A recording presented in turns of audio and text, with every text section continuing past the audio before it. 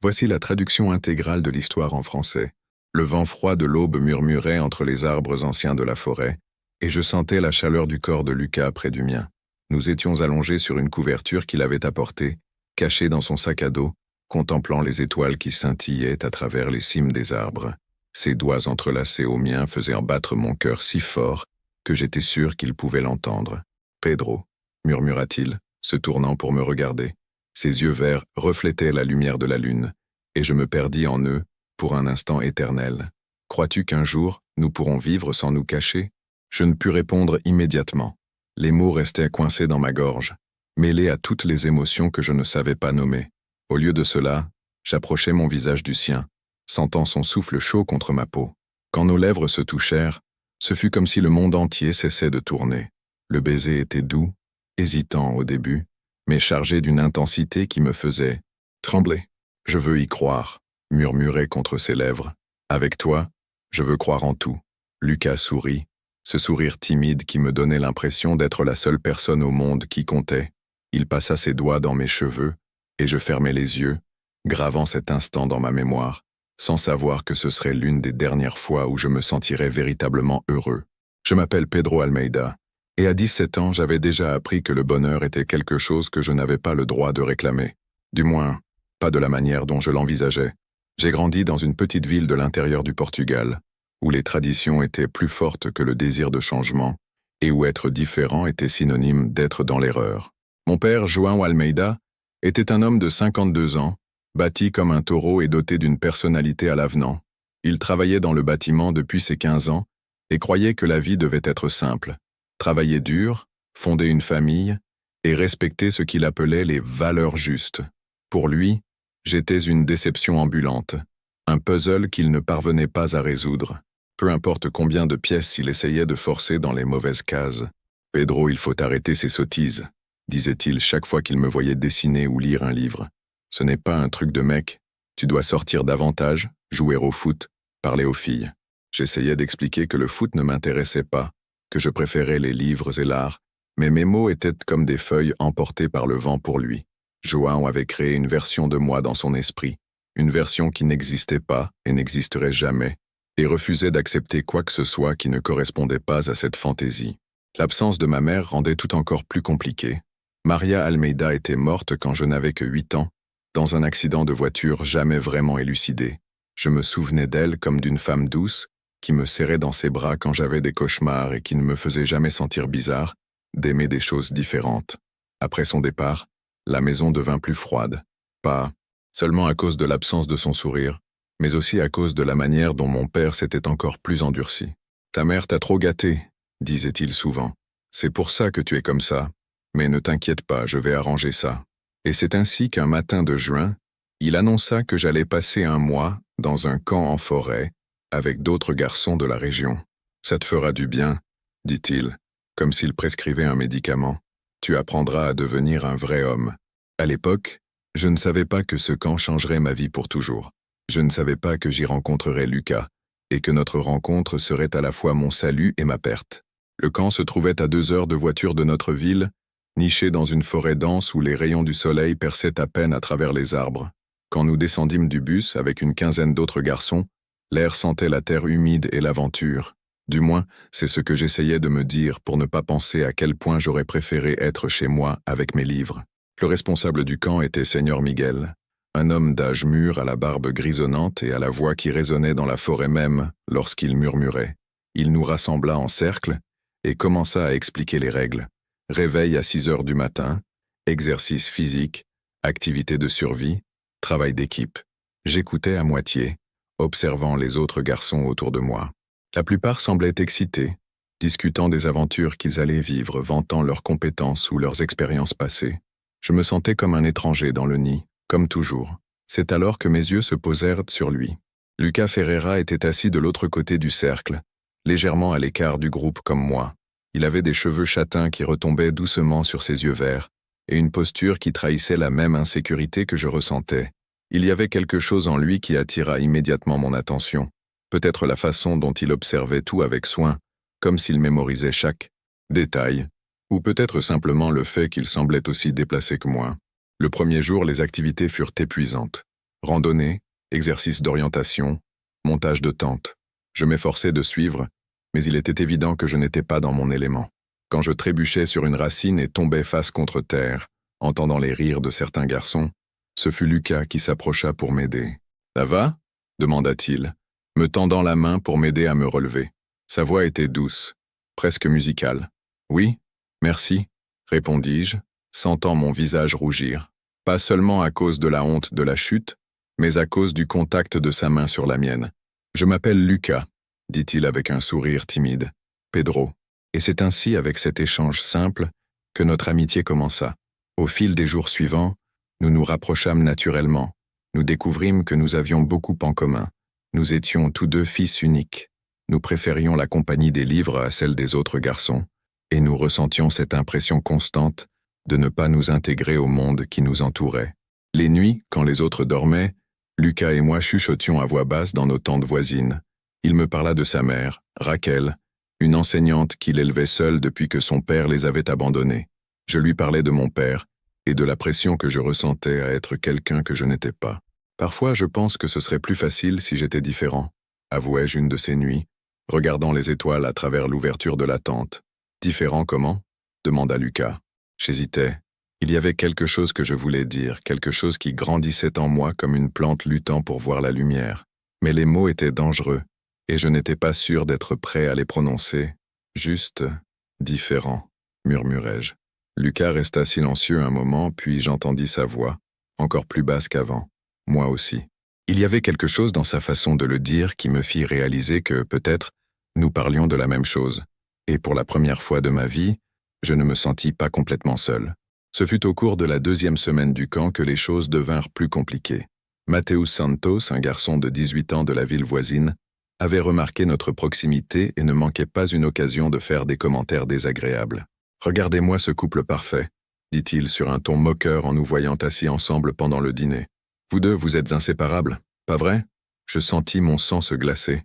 Lucas baissa les yeux sur son assiette, et j'essayai d'ignorer le commentaire, mais Mateus ne s'arrêta pas là. « Attention les gars », continua-t-il assez fort pour que les autres entendent. « Ne vous approchez pas trop d'eux la nuit. » Quelques rires résonnèrent dans le camp, et je sentis mon visage brûler de honte et de colère.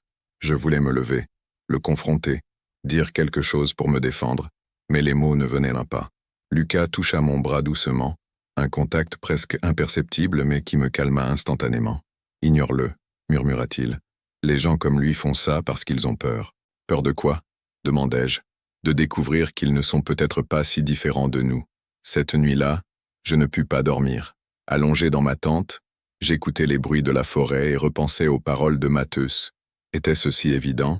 Y avait-il quelque chose chez Lucas et moi que les autres pouvaient voir et que nous-mêmes essayions encore de comprendre ? Vers 2 heures du matin, j'entendis un bruit doux venant de la tente de Lucas. On aurait dit qu'il pleurait.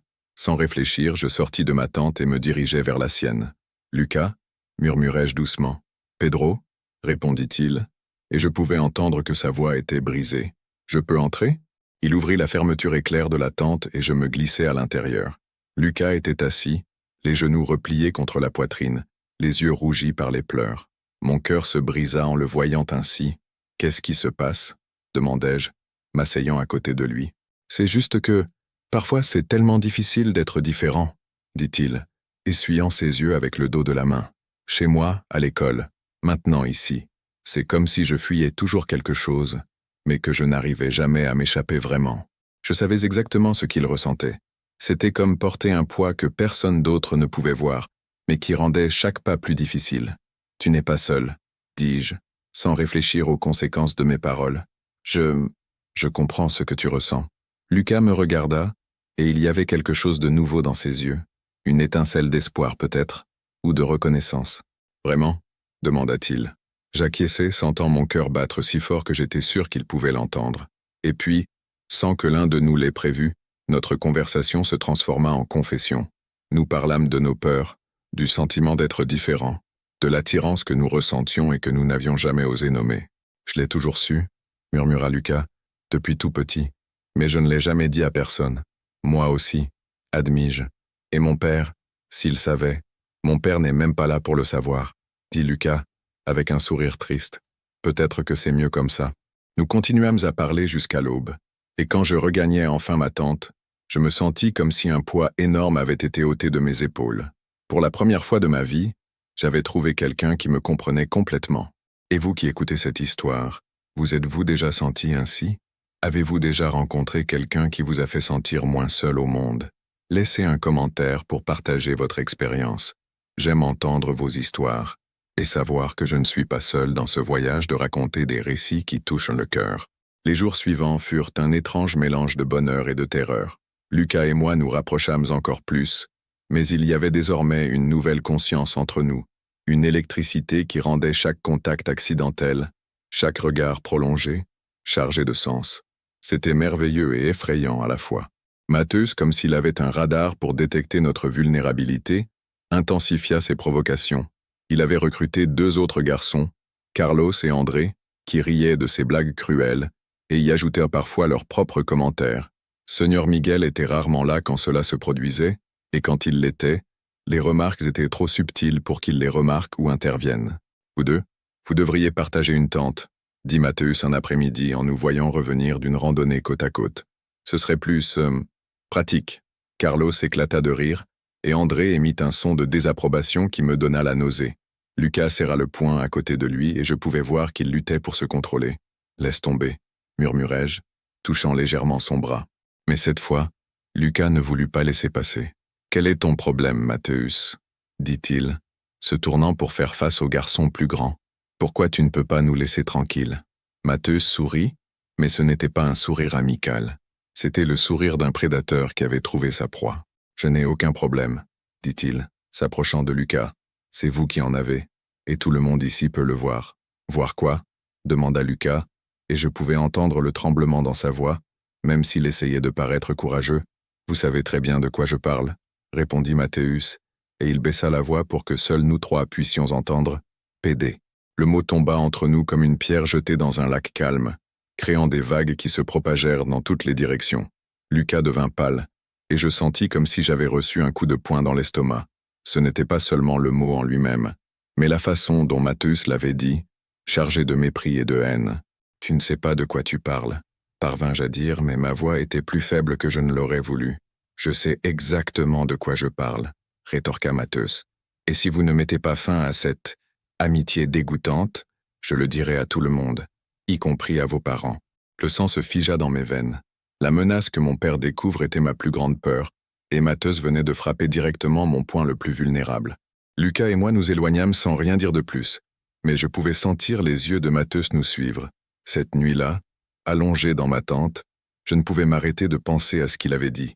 Et s'il parlait vraiment? Et si mon père découvrait? Je savais que João Almeida n'était pas un homme compréhensif, mais jusqu'à ce moment, j'avais réussi à lui cacher mes sentiments.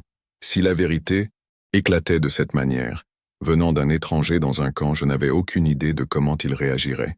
Mais malgré la peur, une partie de moi se sentait soulagée. Enfin, quelqu'un avait dit à voix haute ce que Lucas et moi dansions autour depuis des semaines. Nous étions différents, oui, et peut-être qu'il n'y avait rien de mal à cela, peu importe ce que Matheus, mon père ou quiconque pensait. Les jours suivants passèrent dans une brume de tension constante.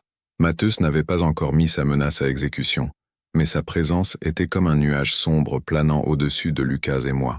Nous essayions de maintenir notre amitié, mais désormais chaque conversation, chaque moment ensemble, était chargé de la conscience que nous étions observés. Ce fut un jeudi, lors d'une activité d'orientation dans la forêt, que tout changea à nouveau. Seigneur Miguel nous avait divisés en binômes, et naturellement, Lucas et moi fûmes ensemble. Notre mission était de trouver une série de balises cachées dans la forêt, en utilisant seulement une boussole et une carte rudimentaire. Nous marchâmes en silence pendant une vingtaine de minutes, suivant les indications de la carte, jusqu'à ce que nous arrivions dans une petite clairière où un ruisseau traversait le paysage. C'était un endroit magique, avec la lumière du soleil filtrant à travers les feuilles, créant des motifs dorés sur l'eau courante. « C'est magnifique ici », dit Lucas, s'arrêtant pour admirer la vue. « Oui », acquiesçai-je, mais je ne regardais pas le paysage. Je le regardais, lui. Lucas remarqua mon regard et rougit légèrement. Il y avait quelque chose de différent dans l'air entre nous à ce moment-là, une électricité que je n'avais jamais ressentie auparavant. Peut-être était-ce la solitude de l'endroit, ou peut-être simplement le fait que nous ne pouvions plus prétendre être juste amis. « Pedro » dit-il doucement se rapprochant de moi. Il faut que je te dise quelque chose. Mon cœur se mit à battre plus vite. Quoi? Je crois que je suis amoureux de toi. Les mots restèrent suspendus dans l'air entre nous, lourds et significatifs. Je sentis comme si le monde s'était arrêté de tourner pendant un instant. Lucas était là, vulnérable et courageux, venant d'admettre ce que nous ressentions tous deux, mais n'avions pas eu le courage de dire. Lucas, murmurai-je, me rapprochant de lui jusqu'à ce que je puisse sentir la chaleur de son corps près du mien, moi aussi, et puis il m'embrassa. C'était différent de tout ce que j'avais imaginé. Ses lèvres étaient douces et chaudes, et quand il passa ses bras autour de mon cou, je me sentis comme si je flottais. Le baiser commença de manière hésitante, presque comme une demande de permission, mais il s'intensifia rapidement, chargé de tous les sentiments que nous avions gardés en nous. Quand nous nous séparâmes, nous respirions tous deux lourdement. Lucas me regardait avec un mélange de bonheur et de peur dans ses yeux verts. « Je n'ai jamais embrassé personne avant », confessa-t-il, baissant les yeux. « Moi non plus », admis-je, touchant doucement son visage. Mais c'était parfait. Nous restâmes là encore quelques minutes, juste à nous enlacer et à savourer le sentiment d'être enfin honnêtes sur nos sentiments. Mais la réalité nous rattrapa vite quand nous entendîmes des voix au loin, d'autres groupes cherchant les mêmes balises que nous étions censés trouver. « Il faut qu'on y retourne », dit Lucas, encore réticent à s'éloigner de moi. « Je sais », répondis-je, mais avant de partir, je pris sa main un instant. « Lucas, ce qui se passe entre nous, c'est réel, peu importe ce que les autres disent. » Il sourit, ce sourire que j'avais appris à aimer. « C'est réel », acquiesça-t-il. Quand nous revînmes au camp cet après-midi-là, je me sentais comme si je marchais sur des nuages. Pour la première fois de ma vie, j'avais embrassé quelqu'un que je voulais vraiment embrasser, quelqu'un qui me voulait en retour. C'était une sensation à la fois électrisante et effrayante. Mais notre bonheur fut rapidement interrompu. Mathéus nous attendait près des tentes, un sourire malicieux sur le visage qui me fit l'estomac se nouer. « Où étiez-vous » demanda-t-il. Mais le ton de sa question laissait entendre qu'il avait des soupçons. « En train de faire l'activité d'orientation », répondit Lucas, essayant de garder une voix ferme. « Bien sûr », ricana Mathéus. « Et vous avez trouvé tout ce que vous cherchiez ?» Il y avait quelque chose dans sa façon de poser la question qui me rendit nerveux, comme s'il savait quelque chose qu'il n'était pas censé savoir. « Vous deux, vous êtes très proches ces derniers temps », continua Mathéus, tournant autour de nous comme un vautour. « Très intime. »« On est amis », dis-je, essayant de paraître décontracté. « Amis », répéta Mathéus, savourant le mot. « C'est intéressant, votre façon de définir l'amitié. » Lucas serra les poings à ses côtés, et je pouvais voir qu'il devenait nerveux lui aussi. Il y avait quelque chose de différent chez Mathéus ce jour-là, une assurance qui n'était pas là avant. « Vous savez, » dit-il s'arrêtant devant nous, « j'étais en train de me promener dans la forêt aujourd'hui, à la recherche des balises aussi, et je suis tombé sur une clairière très jolie près d'un ruisseau. Mon sang se glaça. Il nous avait vus. Et vous n'allez pas croire ce que j'ai vu là-bas, » continua Mathéus, son sourire s'élargissant. C'était très instructif. Lucas devint blanc comme un linge. Je sentis comme si j'allais vomir. « Je ne sais pas de quoi tu parles », parvins-je à dire, mais ma voix tremblante me trahit. « Bien sûr que si », rit Mathéus. « Et maintenant, tout le monde va le savoir aussi. À moins que... » « À moins que quoi ?» demanda Lucas, sa voix plus forte qu'il ne l'avait prévu. « À moins que vous fassiez exactement ce que je dis », répondit Mathéus, en commençant par me donner tout l'argent que vous avez apporté au camp. C'était du chantage, pur et simple. Et le pire, c'est que nous n'avions pas le choix. « Et après » demandai-je. « On verra », dit Mathéus avec un haussement d'épaule. « Pour l'instant, je veux l'argent, et je veux que vous gardiez vos distances l'un de l'autre. Pas de conversation privée, pas de moments seuls ensemble. Compris ?» Lucas et moi échangeâmes un regard. C'était un choix impossible. Notre bonheur nouvellement découvert, ou notre sécurité. « Compris ?» répéta Mathéus, plus fort cette fois. « Compris », murmurai-je, détestant chaque lettre de ce mot. Les jours suivants furent un enfer.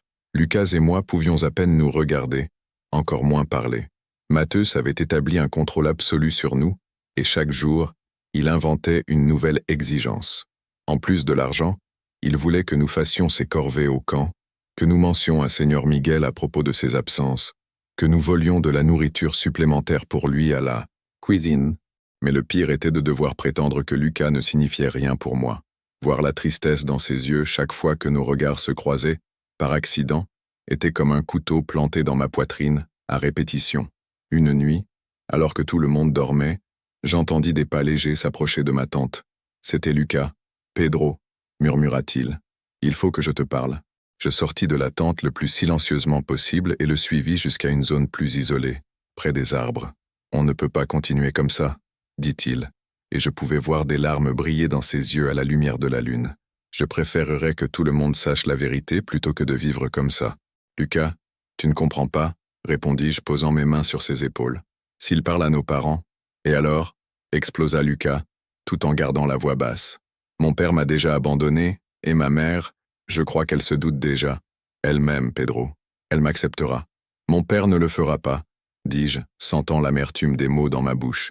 Il me tuerait, littéralement. Alors on s'enfuit, dit Lucas, prenant mes mains. On part d'ici, on va à Lisbonne, ou n'importe où.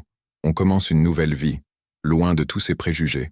Pendant un instant, je me permis de rêver à cette possibilité. Lucas et moi, libres d'être nous-mêmes, sans peur, sans nous cacher. Cela semblait trop beau pour être vrai. Comment ? Demandai-je. On est mineurs, on n'a pas d'argent, on n'a nulle part où aller. On trouvera un moyen, insista Lucas. N'importe quoi vaut mieux que ça. Il se rapprocha de moi et m'embrassa à nouveau. Un baiser désespéré, plein de manques et de promesses. Quand nous nous séparâmes, je savais qu'il avait raison. Nous ne pouvions pas continuer à vivre ainsi. D'accord, murmurai-je. On s'enfuit. Lucas sourit à travers ses larmes, et à cet instant, j'aurais fait n'importe quoi pour protéger ce sourire. Nous fîmes rapidement des plans. Nous quitterions le camp la nuit suivante, prendrions le premier bus pour Lisbonne et trouverions le reste du chemin en route. Mais nos plans furent découverts, avant même que nous puissions les mettre à exécution. Le lendemain matin, je fus réveillé par Seigneur Miguel secouant ma tente violemment. « Pedro sort de là tout de suite », dit-il, sa voix empreinte d'une autorité que je n'avais jamais entendue auparavant. Je sortis de la tente, clignant des yeux face à la lumière vive du soleil, et vis Lucas être traîné par 2 autres conseillers arrivés pendant la nuit. Matheus était là aussi, un sourire triomphant sur le visage. « Asseyez-vous », ordonna Seigneur Miguel, pointant du doigt 2 troncs disposés comme des bancs improvisés. Nous obéîmes en silence, mon cœur battant si fort que j'étais sûr que tout le monde pouvait l'entendre. « Matheus est venu me voir hier soir », commença Seigneur Miguel, avec des informations très troublantes à votre sujet. Je regardais Matheus, sentant une haine pure couler dans mes veines. Il nous avait trahis même après avoir obtenu tout ce qu'il voulait. Il a dit que vous prévoyez de vous enfuir du camp, continua Seigneur Miguel, et que vous avez des comportements inappropriés. Le mot « inapproprié » résonna comme une gifle. Lucas baissa la tête, et je vis ses mains trembler. « Ce n'est pas vrai », tentai-je de dire, mais ma voix était faible et peu convaincante. « Ne me mens pas, Pedro », dit Seigneur Miguel sévèrement. « Matheus vous a vu, et nous avons trouvé les provisions que vous aviez cachées pour votre fuite. Mon cœur s'effondra. Nous avions été si prudents, ou du moins pensions-nous l'être. Vos parents ont déjà été contactés, annonça Seigneur Miguel. Vous rentrez chez vous aujourd'hui. Non, dit Lucas soudainement, relevant la tête. S'il vous plaît, ne prévenez pas ma mère. Elle ne mérite pas de passer par ça. Je l'ai déjà fait, répondit Seigneur Miguel froidement, et elle vient te chercher dans 2 heures. Lucas se mit à pleurer silencieusement, et je me sentis complètement impuissant. Il n'y avait rien que je puisse faire pour le protéger, pour nous protéger tous les deux. Et mon père, demandai-je, même si je redoutais la réponse. Il arrive dans 3 heures, dit Seigneur Miguel, et il n'était pas très content de la nouvelle. Les heures suivantes passèrent dans une brume de désespoir. Lucas et moi fûmes séparés, chacun surveillé par un conseiller différent. Nous n'eûmes même pas l'occasion de nous dire au revoir correctement. La dernière chose que je vis de lui fut son visage à travers la fenêtre de la voiture de sa mère, Raquel, une petite femme aux cheveux gris qui pleurait en conduisant. Quand mon père arriva, je sus immédiatement que ma vie était finie. João Almeida descendit de la voiture comme une tempête, ses yeux noirs brûlant de colère et de honte. Il ne me regarda même pas pendant qu'il parlait à Seigneur Miguel, leur voix basse mais tendue. « Monte dans la voiture », fut tout ce qu'il dit quand la conversation fut terminée. Le trajet de retour se fit dans un silence absolu. Je me recroquevillai sur le siège passager, essayant de me rendre invisible, mais je pouvais sentir la colère de mon père irradier de lui comme la chaleur d'un four. Ce ne fut qu'une fois à la maison qu'il explosa enfin. « Comment as-tu pu me faire ça ?» cria João dès que la porte de la maison se referma derrière nous. « Comment as-tu pu me mettre dans une telle honte ?» Je ne répondis pas. Que pouvais-je dire? Que je m'excusais d'être qui j'étais? Que j'essaierais de changer quelque chose que je ne savais même pas si je pouvais changer? Je t'ai envoyé dans ce camp pour que tu deviennes un homme, continua-t-il, arpentant le salon comme une bête en cage. Et au lieu de ça, Il ne put finir sa phrase, comme si les mots étaient du poison dans sa bouche. Papa, tentai-je de dire, je peux expliquer. Expliquer quoi? Hurla-t-il, se tournant pour me faire face. Que mon fils est que tu es. Encore une fois, il ne put dire le mot. C'était comme si l'admettre à voix haute rendrait tout plus réel qu'il ne pouvait le supporter. Ta mère aurait honte, dit-il enfin, et ces mots me frappèrent plus fort qu'une gifle n'aurait pu le faire. Ne parle pas de ma mère, parvins-je à dire, sentant des larmes brûler mes yeux. Elle m'aimait tel que je suis. Elle t'aimait parce qu'elle ne savait pas de quoi tu étais capable, rétorqua Joan cruellement. Si elle était en vie et voyait ça, elle regretterait de t'avoir mis au monde. C'en était trop. Je me mis à pleurer, incapable de retenir plus longtemps les larmes qui s'étaient accumulées tout au long de cette journée terrible. Arrête de pleurer, ordonna mon père. Les hommes ne pleurent pas. Alors peut-être que je ne suis pas un homme, dis-je à travers mes larmes, les mots sortant avant que je puisse les arrêter. Le silence qui suivit fut assourdissant. Joan me regardait comme si j'étais une créature qu'il n'avait jamais vue auparavant, quelque chose d'étranger et d'incompréhensible. Monte dans ta chambre, dit-il enfin, sa voix dangereusement basse, et tu y resteras jusqu'à ce que je décide quoi faire de toi. Je montai les escaliers sur des jambes tremblantes, chaque marche semblant être une montagne. Quand j'arrivais dans ma chambre et fermais la porte, je m'effondrais sur le lit et pleurais comme je n'avais jamais pleuré auparavant. Je pleurais pour Lucas, pour notre séparation forcée, pour nos rêves brisés. Je pleurais pour moi-même, coincé dans une maison avec un père qui me haïssait pour ce que j'étais. Et je pleurais pour ma mère, souhaitant désespérément qu'elle soit là pour me dire que tout irait bien. Mais au fond de mon cœur, je savais que rien n'irait plus jamais bien. Le camp était terminé, mais mon véritable enfer ne faisait que commencer. Vous qui suivez cette histoire, avez-vous déjà vécu des moments où vous aviez l'impression que votre monde s'écroulait? Des moments où vous avez dû choisir entre être fidèle à vous-même ou faire plaisir à ceux que vous aimez? Partagez vos expériences dans les commentaires. Vos mots pourraient être le réconfort dont quelqu'un a besoin aujourd'hui. Je passais 3 jours enfermé dans ma chambre, ne sortant que pour aller aux toilettes et prendre la nourriture que mon père laissait devant la porte, comme si j'étais un animal dangereux qu'on ne pouvait pas laisser en liberté. Pendant ces 3 jours, je ne pouvais penser qu'à Lucas. Où était-il? Comment sa mère avait-elle réagi? Pensait-il à moi aussi? Le 4e jour, mon père me demanda enfin de descendre. Il était assis à la table de la cuisine avec une pile de brochures devant lui, son expression sombre mais déterminée. « Assieds-toi », dit-il sans lever les yeux. Je m'assis sur la chaise en face, gardant mes distances. Les brochures venaient de diverses institutions religieuses et de centres de correction qui promettaient de guérir des gens comme moi. Mon sang se glaça en lisant les titres « Thérapie de conversion »,« Retour à la masculinité »,« Salut par la foi ». J'ai passé les derniers jours à faire des recherches, dit mon père d'une voix monocorde, à parler avec des gens qui comprennent ces problèmes. Papa, je ne suis pas un problème, tentai-je de dire, mais il m'interrompit d'un geste brusque. Tu es mon fils, continua-t-il comme si je n'avais pas parlé, et je ne vais pas abandonner. On va arranger ça. Je pris une brochure d'une main tremblante. Les images montraient des jeunes souriants avant et après le traitement, avec des témoignages sur la manière dont ils avaient retrouvé leur masculinité. C'était grotesque et terrifiant. Je n'irai pas dans ces endroits, dis-je, essayant de paraître plus courageux que je ne l'étais. Si tu iras, répondit Joan fermement. Soit tu t'y rends volontairement, soit je t'y fais interner de force. C'est ton choix. Tu ne peux pas me forcer, protestai-je. Mais même en disant ces mots, je savais que j'avais tort. J'étais encore mineur et légalement, il avait tout pouvoir sur moi. Tout.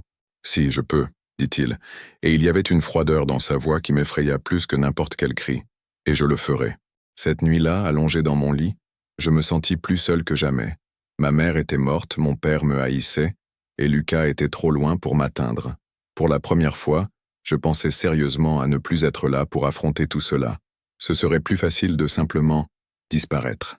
Mais alors, je me souvins du sourire de Lucas, de la façon dont ses yeux brillaient quand il parlait de nos rêves de liberté.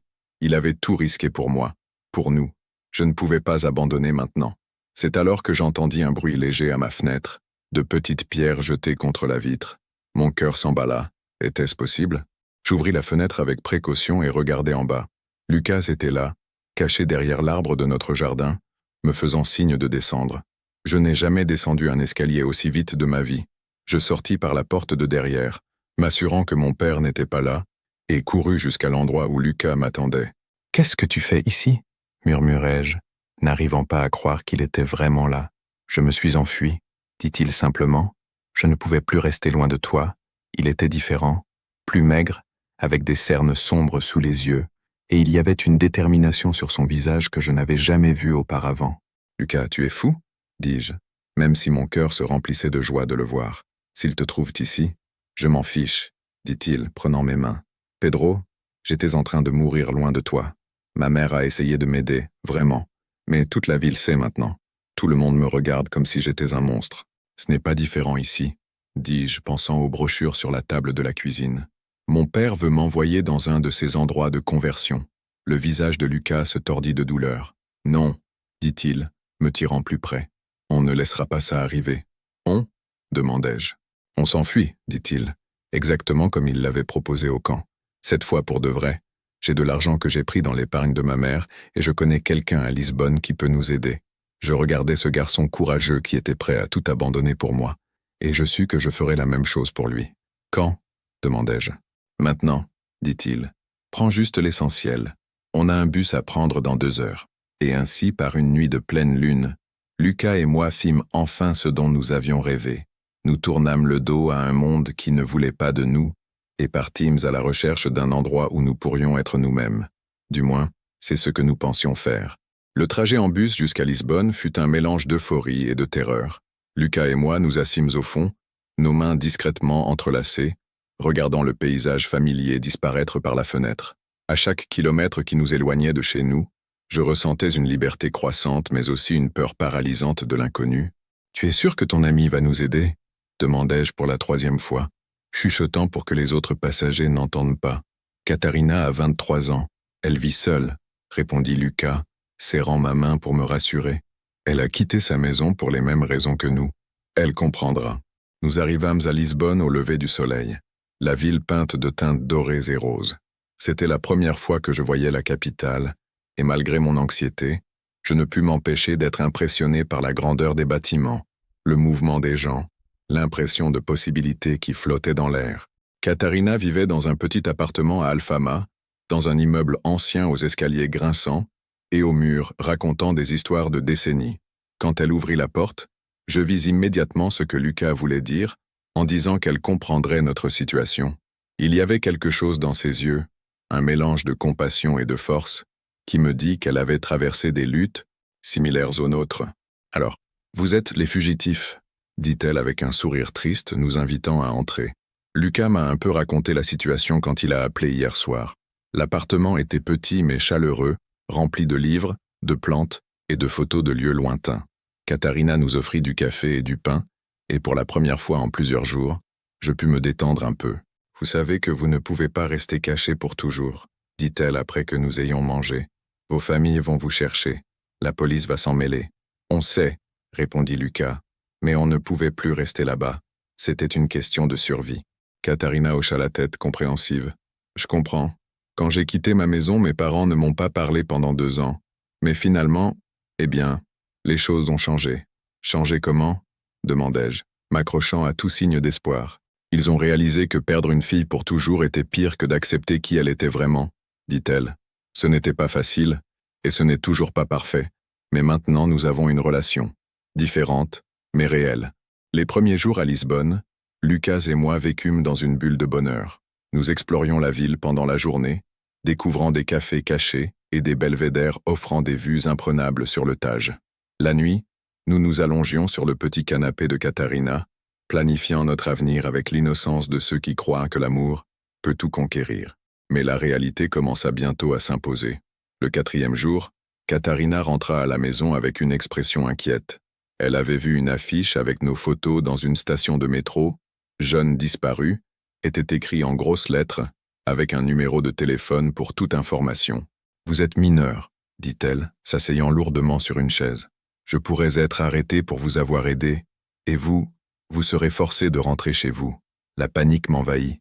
Rentrer chez moi signifiait affronter mon père, les centres de conversion. Une vie entière à prétendre être quelqu'un que je n'étais pas. « Non, » dit Lucas fermement. « Il doit y avoir une autre solution. »« Peut-être, » dit Katharina lentement, Si vous parliez à vos familles, ma mère peut-être, interrompit Lucas, mais le père de Pedro ne l'acceptera jamais. C'était vrai, et nous le savions tous.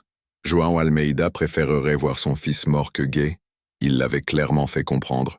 Alors nous avons besoin d'aide professionnelle, dit Catarina. Je connais une avocate qui travaille sur les droits LGBTI+. Elle pourrait nous orienter sur l'émancipation ou d'autres options légales. L'avocate, Sandra Oliveira, était une femme d'une quarantaine d'années aux cheveux gris et à la présence rassurante. Son bureau était petit mais organisé, avec des certificats accrochés au mur et un drapeau arc-en-ciel discret sur une étagère. « Les garçons, dit-elle après avoir écouté notre histoire, vous êtes dans une situation très compliquée. Légalement, vos parents ont la garde complète sur vous jusqu'à vos 18 ans. Mais s'ils nous font du mal, demanda Lucas, s'ils essaient de nous forcer à faire des choses qui vont nous détruire, c'est là le point, dit Sandra. Si nous pouvons prouver que vous êtes en danger d'abus, et la thérapie de conversion forcée peut être considérée comme un abus, nous pouvons demander l'intervention du tribunal. Pour la première fois en plusieurs jours, je ressentis une étincelle d'espoir. Mais, continua-t-elle, cela nécessitera que vous rentriez chez vous temporairement jusqu'à ce que le processus légal avance. Et il n'y a aucune garantie. L'espoir s'évanouit aussi vite qu'il était apparu. Je ne peux pas rentrer, dis-je, sentant des larmes brûler mes yeux. Mon père, il me tuera. Pedro, dit Sandra doucement, je comprends ta peur, mais fuir n'est pas une solution permanente. Vous avez besoin d'éducation, de stabilité, de soutien, et tôt ou tard, vous serez retrouvés. Nous quittâmes le bureau en silence, chacun perdu dans ses pensées. L'après-midi était gris en accord avec notre humeur et nous errâmes dans les rues de Lisbonne sans direction. Et si elle avait raison, dit Lucas finalement, et si fuir n'était pas la réponse? Tu veux rentrer? Demandai-je, m'arrêtant au milieu du trottoir. Non, dit-il immédiatement, mais je ne veux pas non plus passer le reste de ma vie à courir. Je veux qu'on puisse avoir une vraie vie, Pedro. Une vie où on n'a pas besoin de se cacher. Je regardais ce garçon que j'aimais plus que tout au monde, et je sus qu'il avait raison. Mais savoir qu'il avait raison, et avoir le courage d'agir, étaient deux choses très différentes. Ce soir-là, quelque chose changea tout. Catarina était sortie travailler, elle faisait des services de nuit dans un bar, et Lucas et moi étions seuls dans l'appartement quand le téléphone sonna. Lucas répondit, et je vis son expression changer complètement en entendant la voix de l'autre côté. « Maman ?» dit-il, et mon cœur s'emballa. Je ne pouvais pas entendre ce que Raquel disait, mais je pouvais voir, d'après les expressions de Lucas, que ce n'était pas de bonnes nouvelles. Il commença à pleurer silencieusement, hochant la tête à des questions que je ne pouvais pas entendre. « D'accord, » dit-il finalement. « On rentre. » Quand il raccrocha, Lucas se tourna vers moi, les yeux rougis par les larmes. « Qu'est-ce qui s'est passé ?» demandai-je, bien que je craignais la réponse. « Mon père est revenu, » dit-il, la voix tremblante. « Il est apparu à la maison hier, disant qu'il avait appris pour moi et qu'il veut régler la situation. Il menace ma mère, disant qu'il m'emmènera si elle ne dit pas où je suis. » Je sentis comme si le sol s'était dérobé sous mes pieds. Le père de Lucas l'avait abandonné quand il était petit et maintenant, soudainement, il voulait revenir, et juste au moment où nous avions le plus besoin de paix. « Et qu'est-ce que ta mère veut qu'on fasse ?» demandai-je. « Elle veut qu'on rentre, » dit Lucas. « Elle dit qu'elle a parlé à Sandra et qu'il y a un moyen de nous protéger légalement. Mais il faut qu'on rentre et qu'on affronte ça. Et mon père? Elle lui a parlé aussi, » dit Lucas, hésitant. « Il est prêt à discuter. Ma mère pense qu'il a peut-être changé d'avis. » J'en doutais fortement, mais la situation était devenue impossible. Nous ne pouvions plus nous cacher et maintenant il y avait la menace supplémentaire du père de Lucas. « Quand ?» demandai-je. « Demain, » répondit Lucas. « Il y a un bus à 14 heures. » Nous passâmes notre dernière nuit à Lisbonne éveillés, enlacés sur le petit canapé parlant de nos peurs et de nos espoirs. Quand Catarina rentra le matin et apprit notre décision, elle nous serra fort dans ses bras. « Vous êtes plus courageux que vous ne le pensez, » dit-elle. « Et souvenez-vous, vous n'êtes pas seul. Il y a des gens qui tiennent à vous, qui se battront pour vous. » Alors que le bus s'éloignait de Lisbonne, nous ramenant chez nous, je pris la main de Lucas et essayai de croire aux mots de Catarina. Mais au fond de mon cœur, je savais que nous retournions vers une bataille que nous ne pourrions peut-être pas gagner. Quand nous arrivâmes dans notre ville, l'atmosphère était lourde d'attente et de peur. Raquel nous attendait à la gare, et lorsqu'elle vit Lucas, elle le serra dans ses bras comme si elle ne l'avait pas vu depuis des années, plutôt qu'une semaine. « Mon fils » murmura-t-elle en pleurant. J'étais tellement inquiète. Je regardais autour de moi, cherchant mon père, mais il n'était pas là. Où est João? Demanda Raquel comme si elle lisait mes pensées. Je ne sais pas, répondis-je. Il sait qu'on revient? Oui, dit-elle. Mais il a demandé que je vous ramène à la maison d'abord. Il veut vous parler séparément. Ça ne sonnait pas comme une bonne nouvelle. Pendant le trajet vers la maison, Raquel nous expliqua ce qui s'était passé pendant notre absence. Toute la ville savait pour notre fuite, bien sûr, et les opinions étaient divisées. Certaines personnes étaient scandalisées, d'autres exprimaient une sympathie silencieuse. La police avait été appelée, mais n'avait pas fait grand-chose à part enregistrer notre disparition. « Et le père de Lucas » demandai-je. Le visage de Raquel se durcit. Rodrigo est apparu de nulle part disant qu'il avait des droits sur Lucas. Il est logé à l'hôtel sur la place, attendant de parler à son fils. Après 15 ans, explosa Lucas. Où était-il quand j'avais besoin d'un père? Je sais, mon chéri, dit Raquel doucement. Mais légalement, il a encore des droits. Et il menace de t'emmener si je ne lui dis pas où tu es. Que veut-il? Demandai-je. T'endresser, répondit Raquel avec dégoût. Il veut t'emmener vivre avec lui dans le Nord, loin de toutes les mauvaises influences. Lucas devint pâle. Je n'irai pas, dit-il. Il ne peut pas me forcer. En fait, il le peut, dit Raquel tristement. À moins que quoi? À moins que nous prouvions que ce serait nuisible pour toi. C'est là que Messandra entre en jeu. Nous arrivâmes à la maison de Lucas, une petite maison de 2 étages avec un jardin bien entretenu qui reflétait l'amour de Raquel pour les plantes. Elle semblait exactement comme dans mes souvenirs, mais en même temps complètement différente, comme si notre fuite avait changé ma façon de voir les choses. « Vous devez être fatigué, » dit Raquel. « Pourquoi ne vous reposez-vous pas un peu pendant que je prépare le dîner? Demain, nous parlerons à Messandra des prochaines étapes. » Mais avant que nous puissions répondre, nous entendîmes un coup fort à la porte. Raquel alla ouvrir et quand elle le fit, mon père était là. João Almeida semblait avoir vieilli de plusieurs années en une semaine. Son visage était plus émacié, de nouvelles rides entouraient ses yeux, et sa posture n'était plus aussi droite que dans mon souvenir. « Pedro, » dit-il, sa voix étrangement douce, « j'ai besoin de te parler. » La conversation avec mon père eut lieu sur la véranda à l'arrière de la maison de Raquel, loin des oreilles curieuses. Lucas avait voulu rester, mais je savais que c'était une bataille que je devais mener seul. João s'assit lourdement sur une chaise de jardin, regardant ses mains plutôt que de me faire face. Pendant un long moment, aucun de nous ne parla. « J'ai parlé au père Antonio, » dit-il enfin, « et à Messandra aussi. » Cela me surprit. Mon père n'avait jamais été religieux, et l'idée qu'il cherche des conseils légaux était presque inconcevable. « Et qu'ont-ils dit » demandai-je prudemment. « Le père a dit que Dieu aime tous ses enfants, » répondit mon père lentement. « Et l'avocate a dit que si je te forçais à faire quelque chose qui te ferait du mal, je pourrais perdre le droit d'être ton père. » Je sentis une étincelle d'espoir, mais essayai de ne pas la montrer. « Alors tu ne vas plus m'envoyer dans ces endroits ?» demandai-je. João me regarda enfin, et je vis des larmes dans ses yeux, quelque chose que je n'avais jamais vu auparavant. « Pedro, » dit-il, « quand tu as disparu, j'ai cru que j'allais mourir.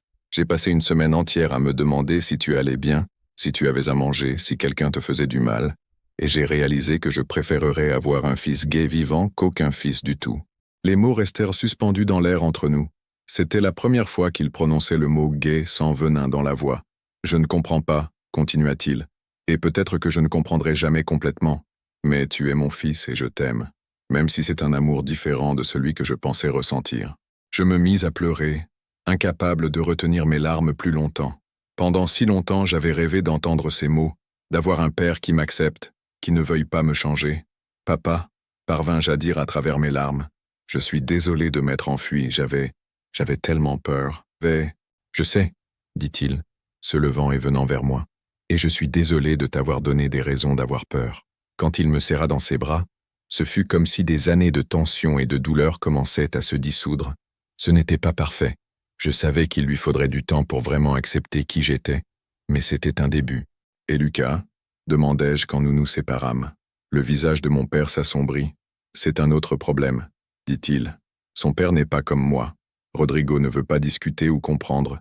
Il veut emmener Lucas, et il est prêt à utiliser la force si nécessaire. On ne laissera pas ça arriver, dis-je avec une détermination qui me surprit moi-même. « On » demanda mon père. « Oui », répondis-je le regardant dans les yeux. « On, parce que Lucas fait partie de ma vie, papa. Et si tu m'acceptes, tu dois accepter ça aussi. » João soupira profondément, mais hocha la tête. « Alors il vaut mieux qu'on parle à Raquel de ce qu'on va faire. » La réunion eut lieu le lendemain matin au bureau de Messandra. Étaient présents moi, Lucas, mon père, Raquel, l'avocate, et, malheureusement, Rodrigo Ferreira. Rodrigo était un homme grand et mince, aux cheveux gris, et à l'expression perpétuellement irritée. Il regardait Lucas comme s'il voyait quelque chose de désagréable, et ignorait complètement ma présence. « Je veux ramener mon fils à la maison avec moi », dit-il sans préambule dès que tout le monde fut assis. « Il vivra avec moi à Porto, loin de toutes ces influences. » « Lucas a 15 ans, répondit Messandra calmement. « Il a le droit d'avoir une opinion sur l'endroit où il veut vivre. C'est un enfant, rétorqua Rodrigo. Les enfants ne savent pas ce qui est le mieux pour eux. Je ne suis pas un enfant, dit Lucas, sa voix tremblante mais déterminée. Et je ne veux pas aller avec toi. Tu m'as abandonné quand j'avais 3 ans. Tu n'as pas le droit de réapparaître maintenant et de décider de ma vie. J'ai tous les droits, dit Rodrigo froidement. Je suis ton père. Non, intervint Raquel, sa voix chargée d'années de colère refoulée. Tu es l'homme qui m'a laissé seul pour élever notre fils. Je suis la seule qui a le droit de se faire appeler parent. La discussion s'enflamma, avec des accusations fusant de part et d'autre. Rodrigo menaçait de poursuites judiciaires.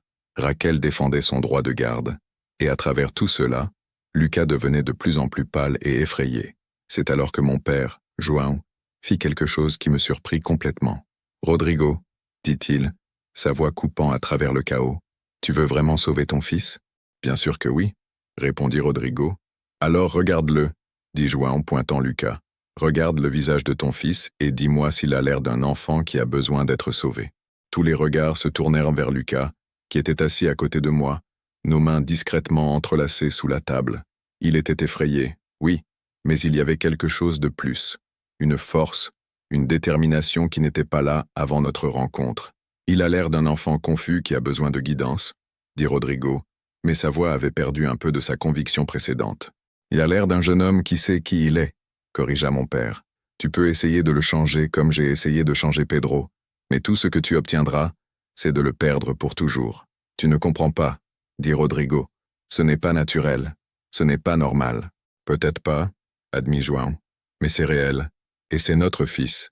Et si nous devons choisir entre avoir des enfants heureux en étant eux-mêmes ou des enfants malheureux en étant ce que nous voulons qu'ils soient, je choisis leur bonheur. » Le silence qui suivit fut profond. Rodrigo regardait mon père comme s'il n'arrivait pas à croire ce qu'il entendait. « João a raison, » dit Messandra doucement. « Vous pouvez essayer de forcer vos enfants à être différents, mais cela ne fera que causer des traumatismes, de la dépression, et peut-être pire encore, où vous pouvez apprendre à aimer les enfants que vous avez vraiment. »« Et si je n'y arrive pas ?» demanda Rodrigo, et pour la première fois, sa voix semblait vulnérable plutôt que colérique. « Alors tu les perds, » répondit Raquel simplement, « pour toujours. » Le processus judiciaire s'étira sur 3 mois. Pendant ce temps, Lucas resta avec sa mère mais sous supervision judiciaire, pendant que les tribunaux décidaient de ce qui était le mieux pour lui. Rodrigo avait abandonné l'idée de l'emmener à Porto, mais insistait encore pour avoir des droits de visite et une influence sur les décisions importantes de la vie de Lucas. Ce furent 3 mois difficiles. Lucas et moi pouvions nous voir, mais toujours sous les yeux vigilants d'adultes. Nous continuions à aller à l'école, où nous faisions face à des regards curieux et des commentaires chuchotés, mais peu à peu, les gens s'habituèrent à notre situation. Ce qui me surprit le plus fut la manière dont certaines personnes réagirent positivement. La professeure de littérature, Señora Costa, commença à inclure des livres avec des personnages LGBTI+, dans ses cours. Le directeur de l'école mit en place une politique anti-harcèlement plus stricte. Et certains élèves, ceux qui avaient toujours été des marginaux pour leurs propres raisons, s'approchèrent de nous avec solidarité. Mais tout n'était pas positif. Matheus et ses amis intensifièrent leurs provocations, désormais ouvertement cruelles sachant que notre situation était publique. Certaines familles interdirent à leurs enfants de nous parler.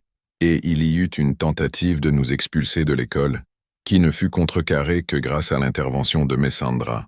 Pendant cette période, ma relation avec mon père connut une transformation lente mais réelle. Il commença à poser des questions, maladroites au début, mais sincères. Il voulait comprendre comment je savais que j'étais gay, s'il y avait quelque chose qu'il aurait pu faire différemment, comment il pouvait mieux me soutenir. « Papa, dis-je lors d'une de ces conversations, tu n'as pas besoin de comprendre complètement. Tu as juste besoin de m'accepter. Mais je veux comprendre, insista-t-il. Tu es mon fils. Je veux savoir qui tu es vraiment. » C'était touchant de voir cet homme fier et têtu essayer d'élargir sa vision du monde pour moi. Lucas, en revanche, luttait avec des problèmes plus complexes. Son père biologique avait commencé les visites supervisées, et chaque rencontre laissait Lucas émotionnellement épuisé. Il essaie de me convaincre que c'est juste une phase, me raconta Lucas après une de ses visites. Il dit que quand je serai plus vieux, je surmonterai ça et trouverai une gentille fille. Et toi, comment tu te sens quand il dit ça? Demandai-je. Comme s'il parlait de quelqu'un d'autre, répondit Lucas. Comme si le fils qu'il veut n'était pas moi. Ce fut lors d'une de ces visites que l'incident qui changea tout se produisit. C'était un après-midi de novembre, froid et gris quand je reçus un appel désespéré de Raquel. « Pedro, dit-elle, la voix brisée par les larmes, peux-tu venir? Lucas, il s'est passé quelque chose. » Je courus chez eux, mon cœur battant si fort que je pouvais à peine respirer. Je trouvai Raquel dans le jardin, faisant les 100 pas, le téléphone à la main. « Qu'est-ce qui s'est passé? » demandai-je. « Rodrigo a emmené Lucas déjeuner, » expliqua-t-elle rapidement. Ils sont allés dans ce restaurant près de l'église. Mais ensuite, Rodrigo a commencé à crier sur Lucas devant tout le monde, disant des choses horribles sur lui, sur toi, sur moi. Je sentis mon sang se glacer. Et Lucas, il s'est enfui en courant, continua Raquel, pleurant ouvertement maintenant. Rodrigo a essayé de le suivre, mais Lucas a disparu. Ça fait 2 heures, Pedro. Personne ne sait où il est. Sans réfléchir, je me mis à courir dans les rues de la ville cherchant Lucas. Je connaissais tous les endroits où il aimait aller. Le parc près de l'école, la bibliothèque, le petit café où nous achetions parfois des bonbons. Mais il n'était dans aucun de ces lieux. C'est alors que je me souvins d'une conversation que nous avions eue au camp, à propos d'un endroit spécial où il allait quand il avait besoin de réfléchir. Une petite chapelle abandonnée sur une colline à l'extérieur de la ville, où sa grand-mère l'emmenait quand il était petit. Je grimpais la colline en courant, mes poumons brûlant sous l'effort et le froid. La chapelle était là, petite et oubliée, avec des murs de pierre couverts de mousse et des vitraux brisés. Et là, assis sur les marches de l'entrée, se trouvait Lucas. Il serrait ses genoux contre sa poitrine, pleurant silencieusement. Quand il me vit, il tenta d'essuyer ses larmes, mais elles continuaient de couler. « Salut !» dis-je doucement, m'asseyant à côté de lui. « Ta mère est inquiète. »« Je n'en peux plus, » dit Lucas, sa voix brisée. « Je ne peux plus prétendre que tout va bien, qu'on va s'en sortir. Il me déteste, Pedro. Mon propre père me déteste pour ce que je suis. »« Il ne te connaît pas, » répondis-je, passant mon bras autour de ses épaules. « S'il te connaissait, il serait impossible de te détester. »« Vraiment ?» demanda Lucas, me regardant avec des yeux rougis par les pleurs. « Parfois, je pense que ce serait plus facile si j'étais différent, si je pouvais être le fils qu'il veut, celui que ton père voulait que tu sois. Mais alors tu ne serais pas toi, dis-je, touchant doucement son visage. Et je suis tombé amoureux de toi, Lucas, de qui tu es vraiment. Et si ce n'est pas assez, demanda-t-il, et si on ne peut jamais avoir une vie normale, et si on doit toujours se battre juste pour exister? Je regardais ce garçon qui était devenu le centre de mon monde, et je sus que je n'avais pas de réponse à toutes ces questions, mais j'avais quelque chose de plus important. Alors on se bat, dis-je, ensemble, et si le monde ne nous accepte pas, on crée notre propre monde, comme Katharina l'a fait, comme tant d'autres avant nous. Lucas se blottit contre moi et nous restâmes assis là tandis que le soleil se couchait derrière les collines, peignant le ciel de teintes oranges et roses. C'était un moment de paix au milieu du chaos, un moment que je savais que je n'oublierais jamais. « Pedro, » dit Lucas doucement. « Oui, je t'aime. Quoi qu'il arrive, je t'aimerai toujours. »« Je t'aime aussi, » répondis-je, embrassant le sommet de sa tête. « Toujours. » Nous ne savions pas à l'époque que ce serait l'une de nos dernières conversations. La décision judiciaire arriva par un matin froid de décembre, 2 semaines avant Noël. Lucas resterait avec sa mère, mais Rodrigo aurait des droits de visite supervisés 1 fois par mois. Ce n'était pas ce que nous voulions qu'il disparaisse de nos vies à nouveau. Mais c'était mieux que l'alternative de voir Lucas forcé de déménager à Porto. C'est un compromis, expliqua Messandra. Le tribunal reconnaît que Raquel est la principale gardienne, mais aussi que Rodrigo a des droits légaux en tant que père biologique. Lucas reçut la nouvelle avec un mélange de soulagement et de résignation. Au moins, il pourrait rester dans notre ville, continuer dans notre école, maintenir notre amitié, même si nous devions encore être discrets sur la véritable nature de notre relation. Peut-être qu'avec le temps, il changera, dit Raquel avec espoir. Peut-être qu'en apprenant à mieux connaître Lucas. Mais au fond, nous savions tous que Rodrigo avait clairement fait comprendre qu'il n'était pas intéressé à connaître son fils véritablement. Il voulait modeler Lucas à son image, et quand cela s'avéra impossible, il devint encore plus rigide dans ses exigences. Les visites mensuelles devinrent des séances de pure tension. Rodrigo emmenait Lucas pour des déjeuners inconfortables, où il essayait de le convaincre de changer de vie, ou pour des rencontres avec d'autres hommes de la famille qui, selon lui, seraient de bonnes influences masculines. Lucas revenait de ces rencontres épuisé et déprimé. Il m'a présenté à son cousin aujourd'hui, me raconta Lucas après une de ses visites. Un mec de 25 ans qui parle de femmes et de foot. Rodrigo pense que si je passe assez de temps avec des gars normaux, je vais devenir comme eux. Et toi, comment tu t'es senti? Demandai-je. Comme un alien, répondit Lucas, comme si je regardais un film sur des créatures d'une autre planète. C'est à peu près à cette époque que nous commençâmes à faire des plans plus concrets pour notre avenir. Il nous restait seulement 1 an et demi avant de terminer le lycée, et ensuite nous pourrions aller à l'université, de préférence à Lisbonne, loin de toutes ces complications familiales. On pourrait partager un appartement, dit Lucas, ses yeux brillants d'espoir pour la première fois depuis des semaines.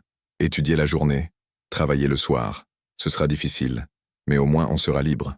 Je voulais croire que ce serait aussi simple, mais il y avait quelque chose dans le comportement de Lucas ces dernières semaines qui m'inquiétait. Il était plus silencieux, plus renfermé. Parfois, je le trouvais à regarder dans le vide, perdu dans des pensées qu'il ne partageait pas avec moi. « Tout va bien ?» demandai-je à une de ces occasions quand je le trouvais assis seul dans la bibliothèque de l'école pendant la récréation. « Oui, dit-il rapidement, mais il ne me regarda pas dans les yeux. Je suis juste fatigué. » Mais je connaissais Lucas trop bien pour croire à cette réponse simple. Il se passait quelque chose de plus profond, quelque chose qu'il me cachait. La vérité éclata au grand jour par une nuit de janvier, quand Lucas apparut à ma fenêtre à 2 heures du matin pleurant inconsolablement. « Pedro, dit-il quand il parvint à parler, je n'en peux plus. Je ne peux pas continuer à vivre comme ça. » Mon sang se glaça. Il y avait quelque chose dans sa façon de le dire qui m'emplit de terreur. « De quoi tu parles ?» demandai-je le tirant dans ma chambre. « Mon père, il parle de me retirer de l'école, de m'envoyer dans un internat religieux, » dit Lucas entre ses sanglots. « Il dit que si je ne m'améliore pas d'ici la fin de l'année scolaire, il utilisera tous les moyens légaux à sa disposition pour m'éloigner des mauvaises influences. Il ne peut pas faire ça, dis-je, mais même en parlant, je savais que j'avais tort. Rodrigo s'était montré implacable dans ses objectifs. « Si, il peut, » répondit Lucas. « Me Sandra a dit que s'il parvient à prouver que l'environnement ici m'est nuisible, et notre amitié pourrait être considérée comme une preuve, il a des chances d'obtenir la garde complète. » Le monde sembla s'écrouler autour de moi. Après tout ce que nous avions traversé, après toute cette lutte pour rester ensemble, Rodrigo pouvait encore nous séparer définitivement. Alors on s'enfuit encore, dis-je désespérément. Cette fois, on va plus loin, là où ils ne pourront pas nous trouver. « Où ?» demanda Lucas. « Pedro, on a 16 ans, on n'a pas d'argent, pas d'éducation, rien. Et même si on réussissait à s'échapper, qu'adviendrait-il de nos mères?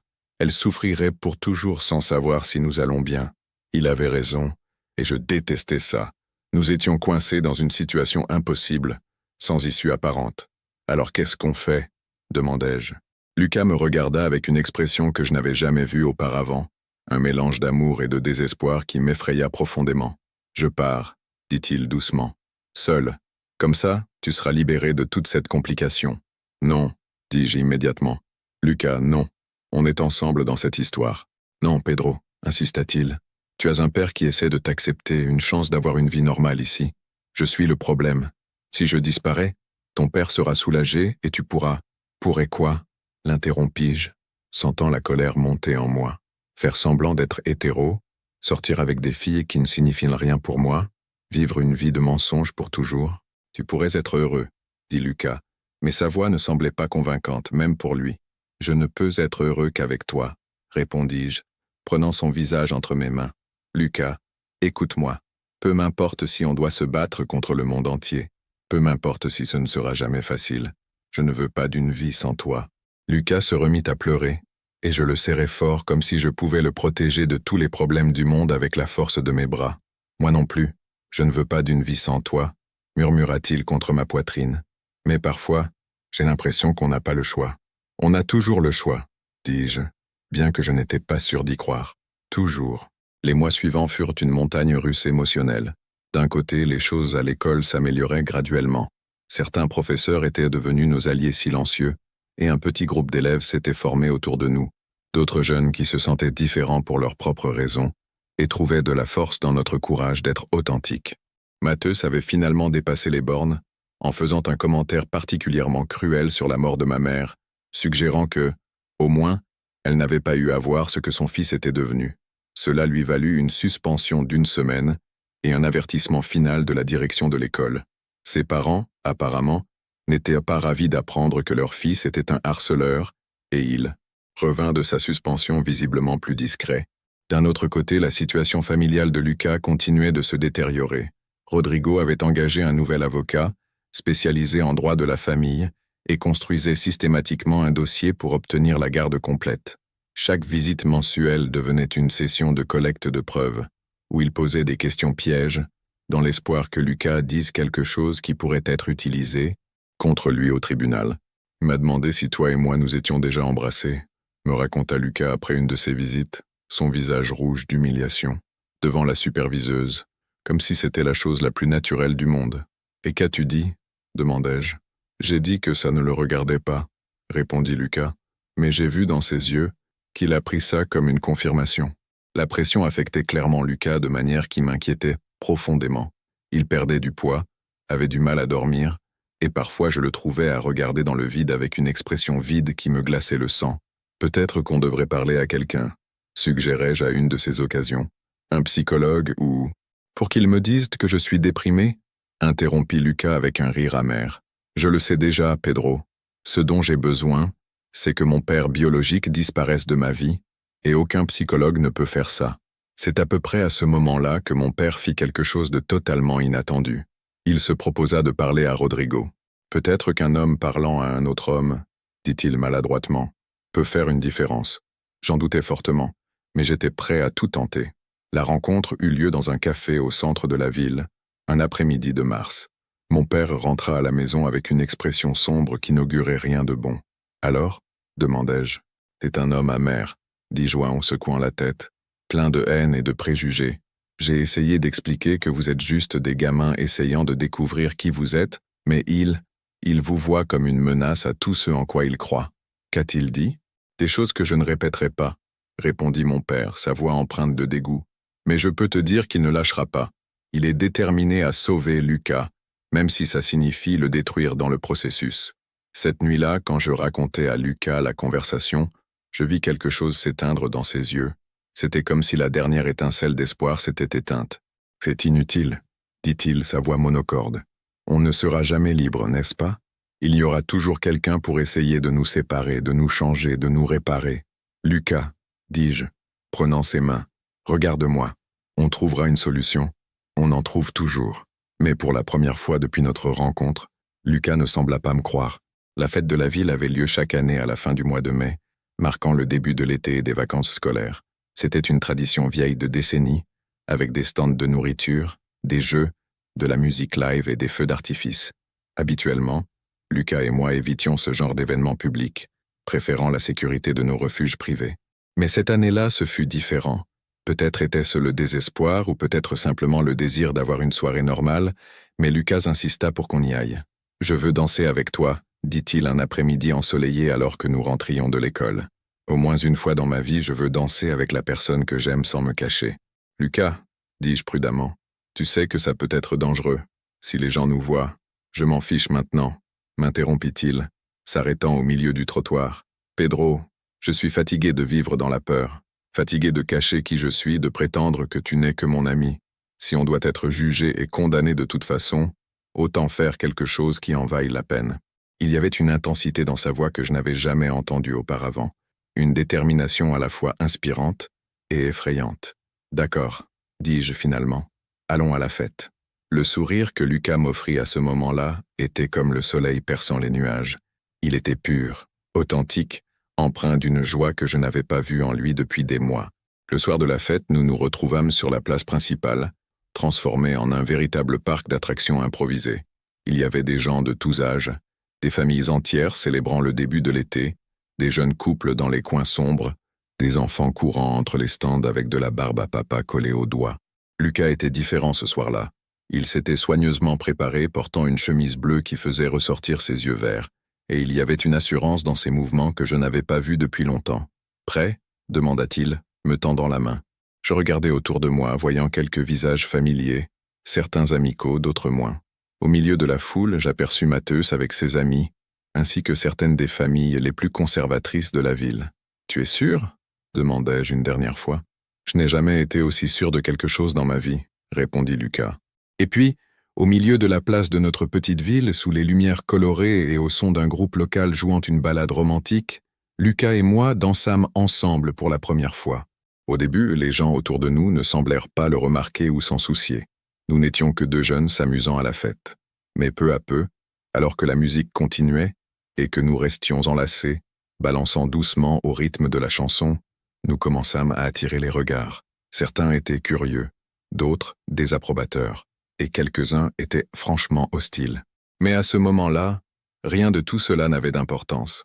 Lucas était dans mes bras, souriant comme je ne l'avais pas vu sourire depuis des mois, et pour la première fois depuis le camp, je me sentis complètement libre. « Je t'aime », murmura-t-il à mon oreille, si bas que moi seul pouvais l'entendre. « Je t'aime aussi », répondis-je, le serrant plus fort contre moi.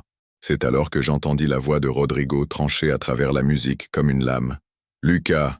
cria-t-il, se frayant un chemin à travers la foule. « Qu'est-ce que tu crois faire, bon sang ?» Ce qui suivit se déroula comme au ralenti. Rodrigo arriva jusqu'à nous comme une tempête, ses yeux brûlants de colère et d'humiliation.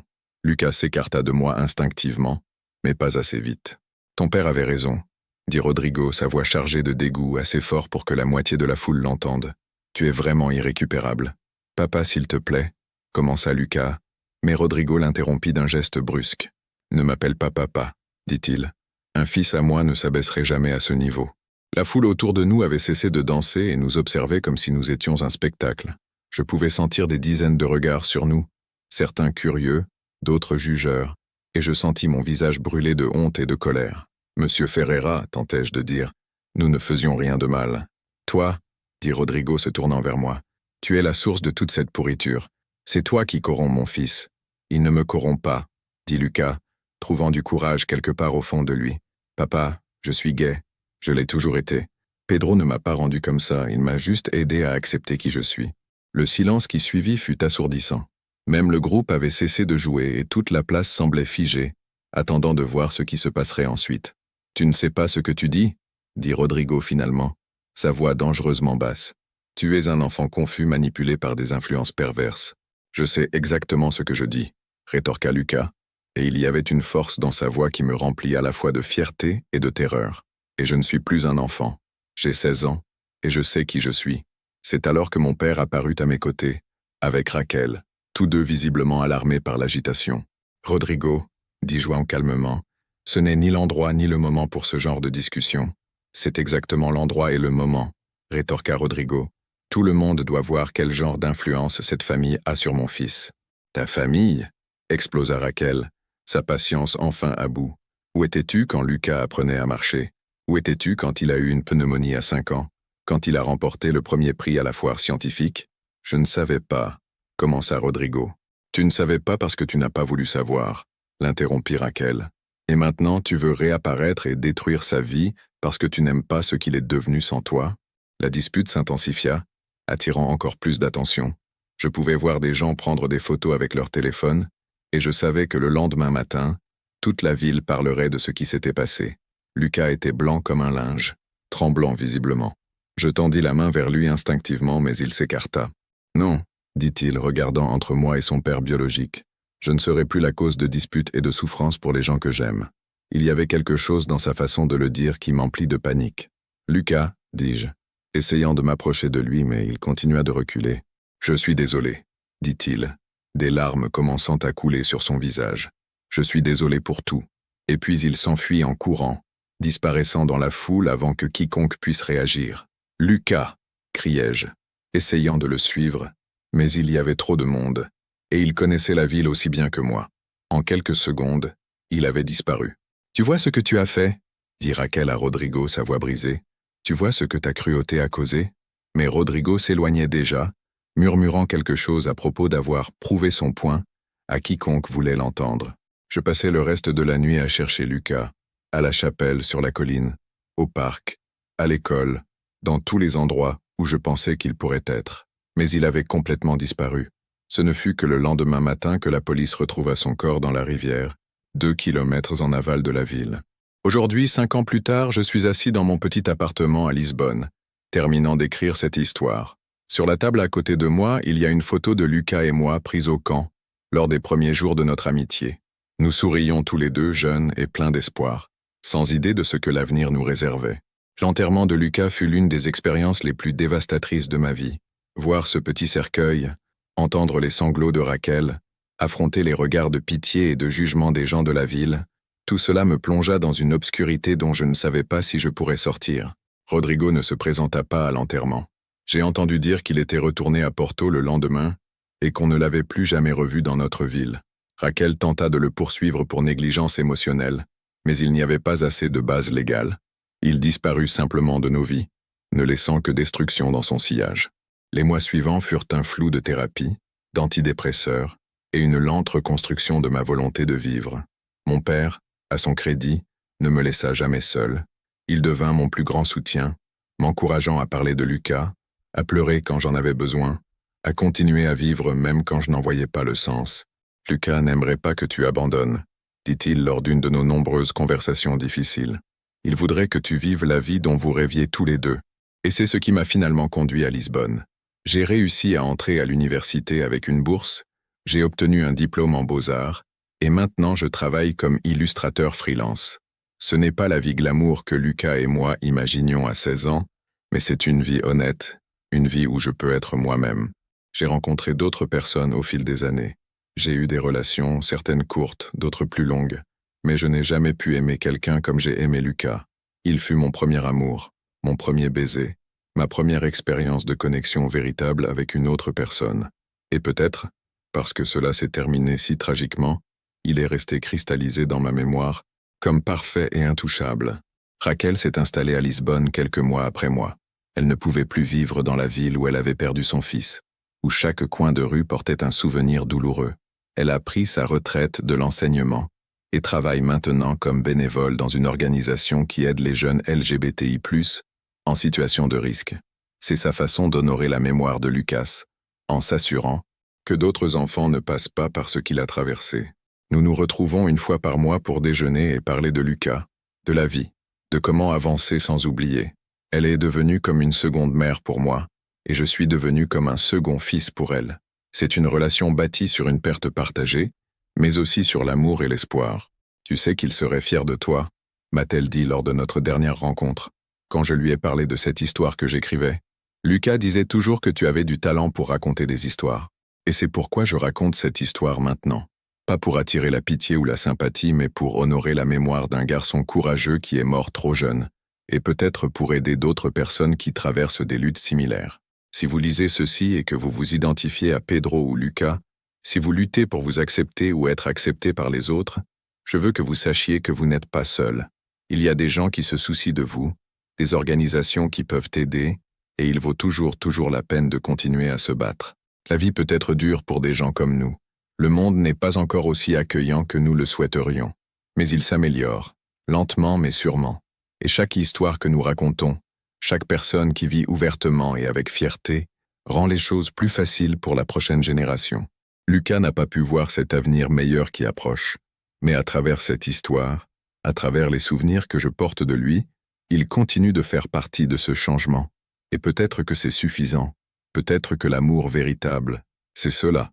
Pas seulement le temps que nous passons avec quelqu'un, mais la manière dont il continue de vivre en nous longtemps après leur départ. Je porte Lucas avec moi dans tout ce que je fais, dans l'art que je crée, dans les gens que j'aide, dans les causes pour lesquelles je me bats. Il n'est plus physiquement ici, mais son influence dans ma vie continue de croître comme des vagues sur un lac, se propageant vers des lieux qu'il n'aurait jamais pu imaginer atteindre. Et pour vous qui avez suivi ce voyage jusqu'à la fin, merci d'avoir écouté notre histoire. Merci de vous être assez soucié pour lire l'histoire de deux garçons qui voulaient seulement le droit d'aimer et d'être aimés. Votre attention, vos larmes, vos espoirs, tout cela fait partie de la préservation de la mémoire de Lucas. Si cette histoire vous a touché d'une manière ou d'une autre, partagez-la, parlez-en, utilisez-la pour entamer des conversations importantes sur l'acceptation, sur l'amour, sur le droit de chacun d'être qui il est, vraiment. Parce qu'en fin de compte, c'est ce que Lucas aurait voulu. Pas de la pitié, pas des lamentations, mais du changement, de l'espoir. et un monde où aucun jeune n'est à choisir entre être authentique et être en sécurité. C'est pourquoi je continue de raconter cette histoire. C'est pourquoi je continue de vivre.